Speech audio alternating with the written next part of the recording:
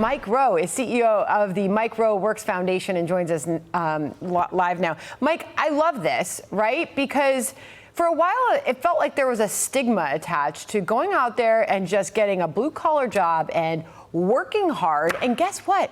Pays pretty darn well. Yeah, look, it's too early for a victory lap, but I've been beating this drum for 17 years, Sandra. And we knew it was coming. We just didn't know exactly when. But this is what happens when you promote one form of education at the expense of all of the others. When we took shop class out of high school, we sent a pretty clear message to the workforce.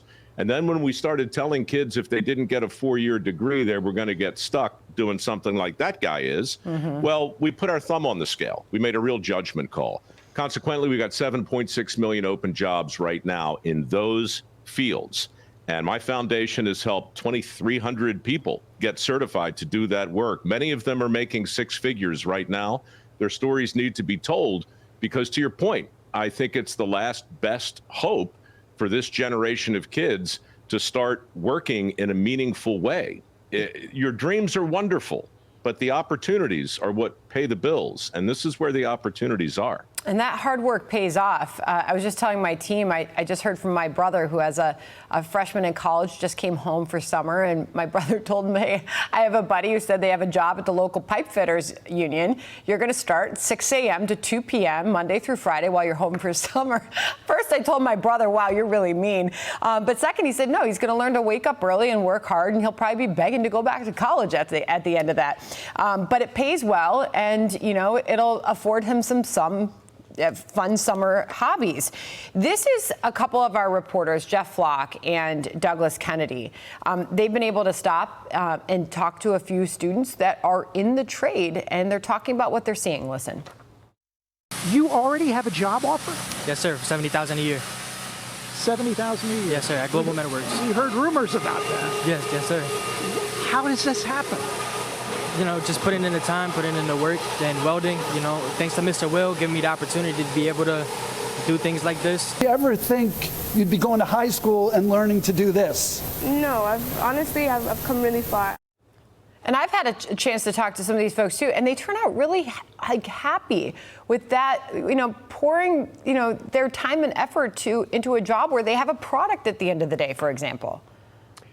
Look, I don't want to overstep, but I have 2,200 excellent guests for the next time you do this topic. I'm thinking of a woman right now, Chloe Hudson. We helped her get a welding certification 6 years ago. She makes mid-6 figures every single year. She can basically set her own hours. The success stories are extraordinary, but the other thing that really matters here, my foundation now gets calls every week. The maritime industry is looking for 140,000 tradesmen right now to help build the next series of submarines that the Navy is waiting for. Automotive industry has 75,000 open positions and technicians and collision repair. Don't even get me started on energy. Hundreds of thousands of jobs. These data centers have to be built. The AI race is on. It's the modern day Manhattan Project. And the pinch point is an enthused, skilled labor force. Your brother or whoever you were talking about there is on the right track, but it's not just hard work. If you have a shred of entrepreneurial interest, if you're willing to travel to go where the work is, there's no way you're not making 6 figures with a skill that's in demand. No way. Yeah, that's a great point. This is some of what we're hearing from the Gen Zers who are pursuing these trade careers. That they earn income sooner. 60% of them said that's the case, Mike. They say they avoid student loan debt, 40% of them. 36% say they have better long-term security. And some of them just prefer hands-on work, 36% of them. And then when it comes to the manufacturing jobs, this was provided to us by the National Association of Manufacturers. The average earnings, over 100,000, so you're talking six digits. Healthcare eligible, 93% of them, almost all of them, and a lot of job openings. Mike, the White House has weighed in. This is Howard Lutnick saying it's time to start training people in the trades. Listen here. All the community colleges around here, Arizona State's on it, Grand Canyon, all these community colleges here are training people right now, technicians, and these are really good paying jobs. They start at $70s, $80s, $90,000. These are trade craft. It's time to train people not to do the jobs of the past, but to do the great jobs of the future. To your point, Mike, you've been on this for a long time, and it looks like this concept and this idea is finally being embraced by the Gen Zers. Howard has my number. I hope he calls. I just met with Linda McMahon. I just met with the governor of Texas. I've worked with 2 governors in South Dakota for years. The memo has gone out. This really is a matter not just of individual fulfillment and employers finding the employees they need. This is a national security issue. Mr. Lutnick is absolutely right. If I had an alarm bell here, I would ring it.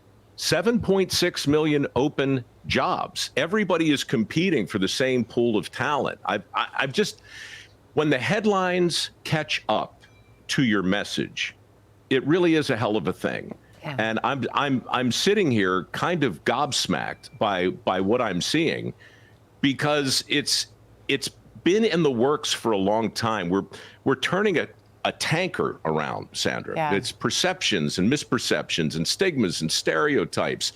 And one other thing real quick, because it's important, and Mr. Lutnick will understand this too. For every 5 who retire, 2 come in. 5 out, 2 in. Wow. It's been that way for nearly a decade. So we're dealing with a math problem, we're dealing with a perception problem, and Gen Z is starting to get it. Mm-hmm. And it's super exciting to watch. Yeah. By the way, I'm cracking up because I heard your phone ringing.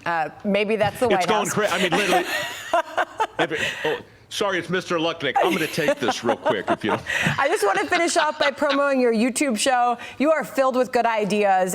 You've launched this new show, People You Should Know. And Mike, in it, you're highlighting individuals who are making a difference, who you say deserve recognition for their positive impact on society. Real quick, tell us about it. That episode is called TACT. Teaching the autism community trades, and it goes right into what we've been talking about. This is one of the most successful programs I've ever seen. It's in Denver. The autistic community is so underserved, and they want to work. And this kid, Danny Combs, and his wife, I call him a kid, he's 40-some years old now. He is training dozens, hundreds, really, of people in this neurodivergent space how to weld and how to fix cars. There's an 83% placement rate. I've never seen anything like it. So when you talk about the skilled trades broadly, there's so many different ways to touch this, but thank you for bringing it up. It's a terrific show and a great cause. You're doing so much great stuff and great work, Mike. Thank you so much. Love your ideas. Come back soon. Hey, it's Will Cain. Click here to subscribe to the Fox News channel on YouTube. It's the best way to get our latest interviews and highlights. And click to subscribe to the Will Cain podcast for full episodes right now.